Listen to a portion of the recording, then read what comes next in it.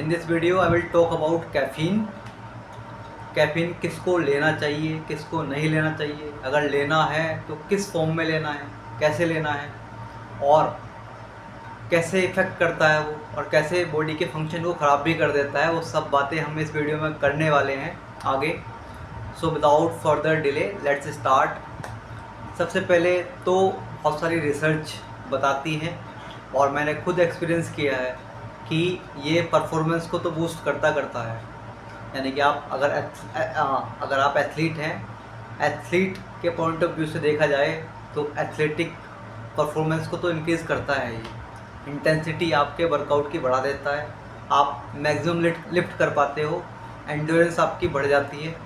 Okay, और किसको नहीं लेना चाहिए, क्योंकि ओवर द टाइम ऐसा होता है कि over the time systematic fatigue create होता है, उससे एड्रिनल फंक्शन आपका बेकार हो जाता है। सिंपल लेमैन लैंग्वेज में अगर बात की जाए तो एक आपकी ग्लैंड होती है, ग्रंथि होती है एड्रिनल, वहाँ से बहुत सारे हार्मोन निकलते हैं जो कि आपकी स्लिप बहुत सारे बॉडी के फंक्शन को कंट्रोल करते हैं, जैसे स्लिप, मेटाबॉलिज्म यानी कि डाइजेशन और इम्यून सिस्टम। आपका बीपी कंट्रोल होता है उन हार्मोन्स की वजह से। तो अगर ये सब डिसफंक्शन हो जाते हैं, आपकी एड्रिनल ग्लैंड अगर डिसफंक्शन हो जाती है over the time of use, यानी कि आप बहुत टाइम से यूज़ कर रहे हैं कैफ़ीन, और अगर एड्रिनल फंक्शन डिसफंक्शन हो जाता है तो आपने कैफ़ीन को कंटिन्यू नहीं करना है। ओके, अब पता कैसे चलेगा कि एड्रिनल ग्लैंड डिसफंक्शन हो चुकी है? सिंपल सा, आपका मेटाबॉलिज्म स्लो हो जाएगा, डाइजेशन ख़राब हो जाएगा आपका। सिंपल सा अगर एग्जांपल देखा जाए तो बाकी तो काफ़ी सारे चेंजेस होंगे बॉडी में। आपकी स्लिप डिस्टर्ब हो जाएगी और मेंटल स्ट्रेस रहने लग जाएगा। ओके, मेंटल स्ट्रेस सिंपल सा एग्जांपल है, आपकी स्लिप डिस्टर्ब हो जाएगी। तो ये होगा।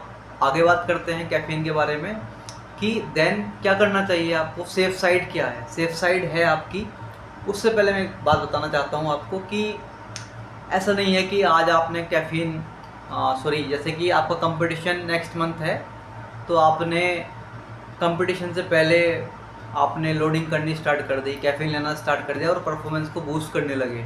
ऐसा जनरली करते भी नहीं है पर्सन, और करना भी नहीं चाहिए। गाइडलाइन यही कहती है, रिसर्च यही कहती है कि आपने पहले अपनी बॉडी को इसका यूज़ करवाना है। ठीक है, यानी कि आपको यूज़ करके देखना है बिफोर दैट इवेंट और ए गेम। ठीक है, उस गेम या इवेंट से पहले आपने पहले अपनी बॉडी को इसका यूज़ करके देखना है, बॉडी पे ले करके इनटेक कर करके कि आपकी बॉडी किस तरीके से रेस्पॉन्स कर रही है, इसको किस तरीके से रेस्पॉन्स कर रही है, क्या इंटेंसिटी बढ़ पा रही है। आप ऐसा तो नहीं है कि ले रहे हो मतलब इवेंट से पहले लोगे, कुछ डिसफंक्शन हो जाए एकदम से, है ना। तो एक सेफ साइड है कि पहले इवेंट से काफ़ी पहले से आपने पहले कंज्यूम करके देखना है, इंटेंसिटी बढ़ रही है, इंक्रीज़ होगी या हो रही है या नहीं हो रही है। ठीक है, तो ये सेफ साइड है।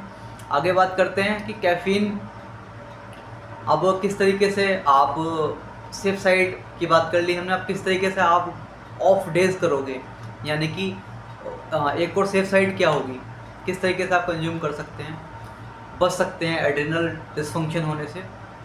तो उसके लिए आपको साइकिलिंग करनी पड़ेगी। ठीक है, जब आप काफ़ी टाइम से यूज़ कर रहे हैं कैफ़ीन को तो 1-2 वीक्स ऐसे रखो जिसमें आप लो या कम्प्लीटली कट ऑफ कर दो। जैसा कि हमने एक वीडियो में बात भी की थी जिसमें हमने डिलोड वीक के बारे में बात की थी। ठीक है, लाइक दैट आप इसमें भी आपको क्या करना है, 1 to 2 वीक्स या तो क्वांटिटी रिड्यूस कर देनी है या कम्प्लीटली एलिमिनेट कर देना है। ठीक है, कैफ़ीन को। तो उसमें क्या होगा आपका, उसमें जो सिस्टमेटिक फटीग क्रिएट हो रहा है ना आपकी बॉडी पर। अब ये सिस्टमेटिक फटीग क्या होता है? सिस्टमेटिक फटीग उस फटीग को कहते हैं जब आपका माइंड तो प्रिपेयर नहीं है, आपका माइंड प्रिपेयर है और माइंड प्रिपेयर है बट बॉडी प्रिपेयर नहीं है ना। आपने डोज तो ले रहे हो आप, इंजेक्शन टाइप, कह सकते हैं आप कैफीन ले तो रहे हो बट आपकी बॉडी प्रिपेयर नहीं है उस वर्कआउट को हैंडल करने के लिए। जो वर्कआउट आपका कैफीन जब आपकी बॉडी में जाता है, परफॉर्म करते हो ना हैवी, उसके लिए आपकी बॉडी प्रिपेयर रहती ही नहीं है। क्योंकि आप सिस्टमेटिक फटीग इसलिए कहा गया है क्योंकि प्रॉपर रिकवरी नहीं हो पा रही है। आप डोज बढ़ाते जा रहे हो, बढ़ाते जा रहे हो, बढ़ाते जा रहे हो, माइंड प्रिपेयर है, बॉडी प्रिपेयर नहीं है, प्रॉपर रेस्ट नहीं ले पा रहे हो, तो over the time fatigue create हो जाएगा। तो उस फटीग को भी कम करेगा ये, जो साइकिल की बात कर रहे हैं हम, तो उसको उस फटीग को भी रिड्यूस करेगा ये। और बॉडी में कैफीन की इनसेंसिटिविटी हो जाती है ना, अब ये इनसेंसिटिविटी क्या होती है, ये भी कम हो जाती है। ठीक है, ये जब कम हो जाती है, अब इनसेंसिटिविटी की बात कर लेते हैं, इस पॉइंट को कंटिन्यू करेंगे आगे। अब आपका पता कैसे चलेगा कि इनसेंसिटिविटी हो चुकी है या होने वाली है। अब होता क्या है ये, अब आपने मान लो 2 ग्राम्स कैफीन आप कंज्यूम कर रहे हैं, आप डोज को बढ़ाते जा रहे हो, बढ़ाते जा रहे हो, एक पर्टिकुलर टाइम ऐसा आएगा ना कि आपकी बॉडी रेस्पॉन्स करना बंद कर देगी उस 2 ग्राम को, तो आपको डोज बढ़ानी पड़ेगी। और जब आप डोज बढ़ा रहे हो तो सिस्टमेटिक फटीग क्रिएट होगा ही होगा, क्योंकि आप अब हाई इंटेंसिटी करोगे, करनी पड़ेगी आपको, कैफीन की डोज बढ़ चुकी है बट बॉडी प्रिपेयर नहीं है, बॉडी ऑलरेडी एग्जॉस्ट मोड में है, रिकवरी नहीं हो पा रही है अच्छे से। देन इसलिए कहा गया है कैफीन इनसेंसिटिविटी हो जाती है, पुरानी डोज काम करना बंद कर देती है, इसको बोलते हैं इनसेंसिटिविटी। तो वो साइकिलिंग वाला जो पीरियड है वो इनसेंसिटिविटी, कैफीन इनसेंसिटिविटी को भी रिड्यूस कर देता है, रीसेट कर देता है, वापस से आप उसी 2 ग्राम्स पे शिफ्ट हो जाते हो, वो आपको हिट करने लग जाता है। ओके, ये कैफीन की बातें हो गई। और लास्ट पॉइंट कोई कैफीन को लेकर के माइंड में आएगा तो बताऊंगा मैं, फ़िलहाल तो यही था। और डोज़ की बात कर ली हमने, किस तरीके से डोज़ लेनी चाहिए। इंट्रोडक्शन में हमने बताया कि कैफीन किस तरीके से डिसफंक्शन करता है, कब आपको कंटिन्यू नहीं करना है, अगर एड्रिनल ग्लैंड पे इफेक्ट आ रहा है ना।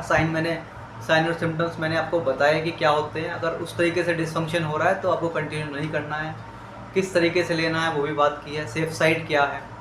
ओके, वो सब बातें होगी। So that's all for today, we will meet again in the next video. तब तक के लिए bye bye, take care, love you all, be victorious.